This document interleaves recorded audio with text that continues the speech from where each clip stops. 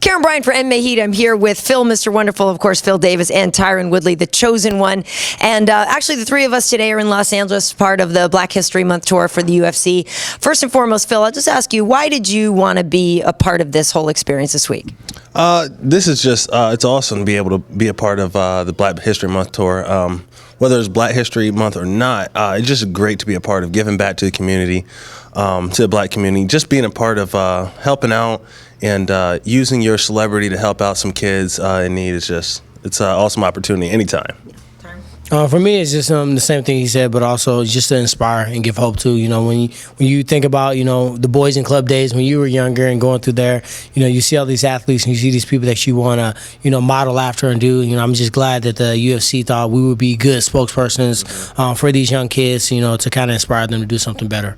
Nice. Yeah, I was in New York and Philly, and we were at the Boys and Girls Club in New York, and it was interesting to talk to the kids about the benefits of mixed martial arts. And Uriah Hall was talking about how he was bullied as a kid, and martial arts really kind of helped him. But have either of you, did you have maybe not even a bullying experience, but something where your life could have gone really wrong, and getting into what you're doing now, starting with wrestling, with martial arts, where that got you on the right path? I'll start with you. Well, honestly, I'm glad that wrestling kind of grabbed me when it did, because I'm the type of person, I give 100% to whatever I'm in. And at that point, it wasn't school. So, I mean, it really could have gone any direction, I'm just glad that I was able to use that, my personality to drive my life in a positive direction. I'm the same way. Usually when I do something, I get my mind behind it. I go at it 100%. So I think it's better than being a 100% drug dealer or 100% gang member, or because you think about those guys. None of those guys retire.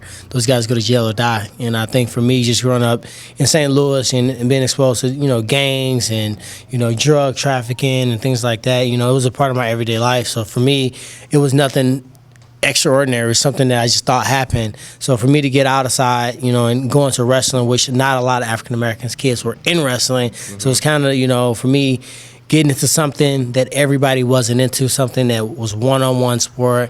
I controlled my own destiny, and the things that I learned in martial arts, as far as the discipline, the weight cutting, the management, the mental toughness, the ups and downs, I think that molded me into the person that I am today, and I'm grateful that I got into wrestling when I did. Yeah, that's something that we were talking about at lunch and kind of on the drive down here, that there's not a lot of gyms going on, and people are familiar with the idea of a boxing gym on the corner where guys can fight their way out of poverty. But I was kind of surprised that there aren't more African Americans in wrestling. Why do you think that is? Do you think it's just a function of wrestling programs being cut from school and there not being a real awareness from the parents knowing how to get kids in? Why do you think it's not as big? I'll let you take this one first. I think it's because of, partly because of the perception. Sometimes the uniform, people not always checking for the singlet, that's not the most manliest looking, piece. You grow to like it. And actually, after we try to use different uniforms, I prefer the singlet over anything else. And I think part of that is, and also it's not the celebrity sport, it's not the basketball where they see all these guys with these crazy cars, or the rappers. So it's not something, wrestling, you don't get a lot of fame, you don't get a lot of money or glory. Even the guys that win the Olympic Games, those guys aren't like rich, so for us, we brought up in a culture where these kids are looking for the athletes that are making the dime. And wrestling is more on pride, knowing that you're tough, you're a warrior, and a lot of people can't do it. And then when you stand on that mat, you can blame whoever you want to, but it's really upon yourself to take it into your hands. So I think that's why you don't see a lot of African Americans in wrestling. I think that the sport just needs more time to settle into different communities, and I think a lot of times people don't know how to get from point A to point B. So from where you are in your youth into the UFC, even for some adults, that seems kind of hard. And as the sport grows older, there's starting to be a set paradigm of how to get into those things. You either go through wrestling or jiu-jitsu or martial art, stay in school. The old days of being a bar brawler and being accepted into UFC, they're done. Those guys just don't get picked, and they won't be asked. So as the sport begins to get more popular and the visibility goes up, more people will start to funnel in at the lower levels. And also, I had this conversation too with Demetrius about he was kind of lamenting the fact that he hadn't fought on pay-per-view that much. But I said, but in reality, you fighting on Fox and on the quote-unquote free fights could actually be building your fan base even more, because that could be part of the reason that there maybe aren't as many African Americans watching. Maybe the pay-per-view model doesn't work as well for them. So having fights on Fox will actually benefit. Definitely. I mean, visibility, at the end of the day, how many people know your name? That is what's valuable. How many people can say, that guy, I know him, his name is Phil Davis? That is what's valuable.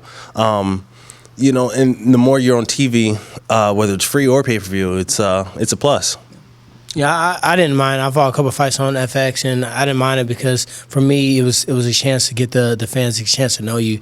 And the branding is all about people feeling like they're part of your journey. That they're going along with you now, not just the mitts, not just the sparring, but actually, what do you like to do? What do you like to do in your spare time? Do you like to cut up and act up and have some fun, or do you like to be serious? Everybody's not serious eating goat cheese and barley grass every day.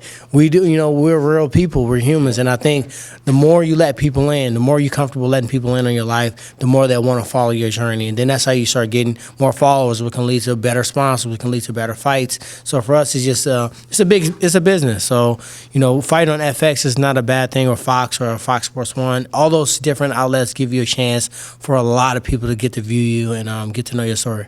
I also think on the whole, MMA fighters as athletes are much closer to their fans in terms of accessibility, Twitter, social media, and all that. I think that you guys do a really good job, much better than I think athletes do in some other sports. But I do want to transition, since we're talking about hyping you guys up. Both of you have fights coming up. Mm-hmm. You are welcoming Anthony Rumble Johnson back. You're going to be fighting on the card down in Florida, right? No, Baltimore. Sorry, same one as John Jones and Glover Teixeira. How do you feel? I know everybody's asking you, but how do you feel about being the guy that welcomes Rumble back when you're very high up in your division and there's a lot of other names that maybe you should have been fighting? It doesn't really matter to me. I just love that I have a fight. I get the chance to go out and do what I love to do. I love to fight, love to compete. Doesn't matter who the guy is. If he doesn't dare to fight me, that means I deserve to beat him pretty bad. It's just, that's the way. Is that not? That's what it means. He's not in the top 10. That means he's going to look like he's not in the top 10. And how do you feel about Lyoto Machida getting the shot now that Vitor is not going to be fighting Chris Weidman? You're a guy that beat Lyoto Machida. Granted, it's a different weight class and everything, but we were kind of joking about this. You're a kingmaker. People lose to you and then go on to greatness. I'm like the good luck Chuck of MMA. I really am. One loss to me, you come back 10 times stronger. Yeah. So, good for him. I'm glad he was able to do that. I think he maybe should have made the drop to 185 years ago.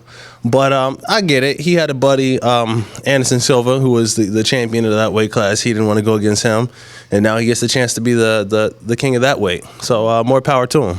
And Tyron, you're going to be fighting, of course, Carlos Condit. This fight is going to be ridiculous, and this one is coming up much sooner. How great does this feel? Because this is basically a title eliminator. Yeah, it feels amazing, just to be put in this position. And, when they announced the fight, we didn't get much riff for it. A lot of people was like, okay, Tyron's ranked this, he ranked this. Nobody really said that because the style match of this fight is unreal. I think that he's coming into it. He's been very quiet. He's not a very outspoken person when it comes to like social media. I get on there, I cut up sometimes. But I'm not really talking about the fight or talking negatively about him. It's a respect and it's a martial art that's going into this fight that I respect him. I'm a fan of his as a spectator, and I think he appreciates what I bring to the table. So I think this is going to be a great fan fight. I think everybody's going to love it. I'm not going to be mad at the fight of the night bonus at the end of it and put me right in the world title contention. So it's our chance to steal the show, just like he's fighting on the card with John Jones and Glover. It's his chance to steal the show and to go out there and show them I should be fighting for that fight, and that's what I plan to do against Carlos Condit and put myself in a world title position. And now, did you feel over the years, because when you were fighting in Strikeforce, some people kind of say, oh, Tyron's a wrestler, he doesn't box enough, he doesn't punch enough, and then was that a conscious effort for you to maybe not change your style, but bring a little bit more of the striking in there and knock some people out and make those big finishes to get your point across? Yeah, but sometimes it's an equal balance. Sometimes we overly listen to those fans and we lose our background. Wrestling is your background. Don't betray your background and not take somebody down who you're a better wrestler than because people want to see a knockout. But also, I also know the fans they're very conditional. They remember your last fight. I submitted my first 5 opponents. Out of my first 8 fights, 7 of those were finishes and won by knockout. So when people say, okay, this is a guy that's just wrestling, I'm like, I've only had 2 decisions. What are we talking about? And then you knock out 2 people and they forget. I haven't heard somebody say I was a boring wrestler that lay on top in years. But for 1 year or so, people's like, oh, he's just taking people down. Some guys don't want to get finished. Some guys don't want to I don't want to get knocked out and finish. Some guys are a tougher fight. And I think that knowing who you are, being true to yourself, given that exciting fight, but also not avoiding your background and using every element that you can to win the fight. And sometimes the opportunity to knock somebody out, to submit somebody, to devastate somebody and just jump out on a 30-27 decision presents itself, you got to take it at all costs. And we should let people know, Dana, Joe, everybody, that should something happen to John Jones, you're ready to step in.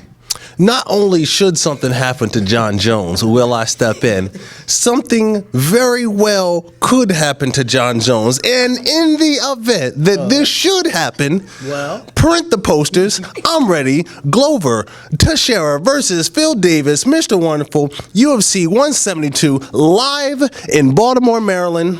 I'll be there. Boom. We were talking about how you need to sell things a little bit more. I just wonder, that was good. That was there. Tyron Woodley, this is Wonder Wood. If you guys didn't catch that hashtag. Wonder Wood. Do stuff. There it is. There we go. That is, because the other one was going to be Lats for Days, right? Lats on Lats, yeah. Legs for days. Lats for days, legs for days.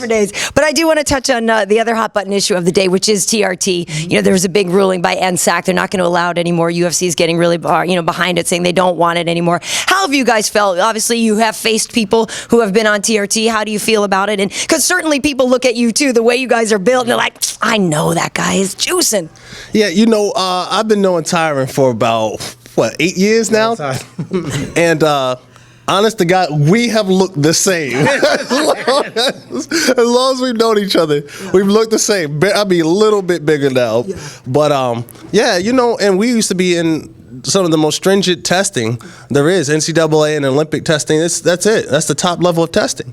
And we're not cheaters. And to me, if you want to take TRT, you have to be able to say to yourself, you have to look yourself in the mirror and say, I'm not going to be able to get it done without this. And that's fine. That's fine with me. If you can look yourself in the mirror and say, I need something else because I'm not complete, then when I get you in that cage and times get tough, you're going to break. That's as simple as it gets. You're going to break.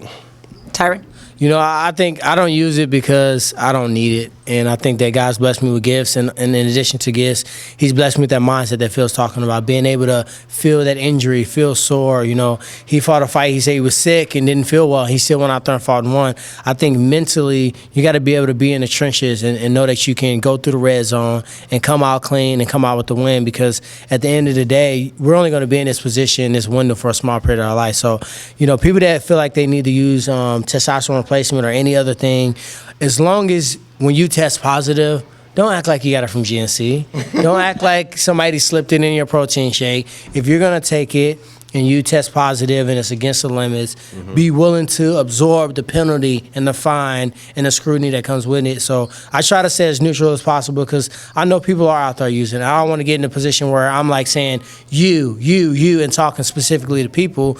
But as far as on the issue, I just keep it to myself. I don't use it. I don't need it. At any point, somebody want to take a cup of my urine and test it, have at it, because I feel like old school mentality is hard work. Hard work always pays off, and I think for me, it'll be a great joy and great pride when I'm champion. I know that I've done it the old school hard way. Very nice, guys. I had a lot of fun with you on the Black History Month stop here in Los Angeles. I wish you both luck on your fights coming up. Great to see you again. Thanks. Thank you as well. Thank you.